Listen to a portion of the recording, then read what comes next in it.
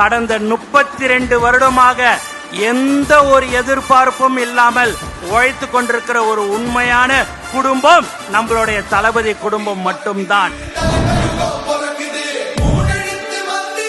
தளபதி நெஞ்சில் குடியிருக்கும். எம்ஜிஆர் அவர்கள் கட்சி ஸ்டார்ட் பண்ண பிறகு அவர் தமிழகத்துக்கு மட்டும் யோசிக்கல, புதுச்சேரிக்கும் யோசிச்சாரு.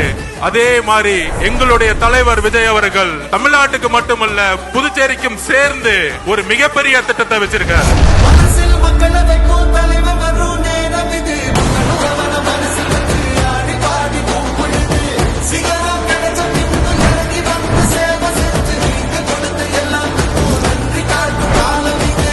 என் நெஞ்சில் குடியிருக்கும்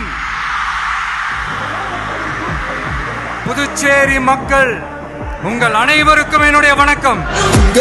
உங்க விஜய் உயிர் தமிழ்நாடு மாதிரியே புதுச்சேரி மக்களும் என்ன கிட்டத்தட்ட ஒரு 30 வருஷமா என்ன தாங்கி பிடிச்சுக்கிட்டு இருக்கிறீங்க.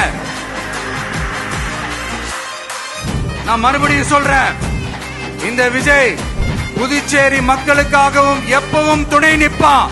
நமக்காக வந்தவர் எம்ஜிஆர், அவரை தமிழ்நாட்டுல மிஸ் பண்ணிடாதீங்கன்னு நமக்கு அலர்ட் பண்ணதே புதுச்சேரி தான்.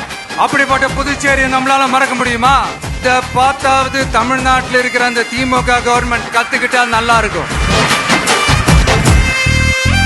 வரப்போற புதுச்சேரி தேர்தல் களத்துல நம்மளுடைய தமிழக வெற்றி கழகத்தின் கொடி பட்டொளி வீசி பறக்கும். கான்பிடென்டா இருங்க, நல்லதே நடக்கும். வெற்றி நிச்சயம்.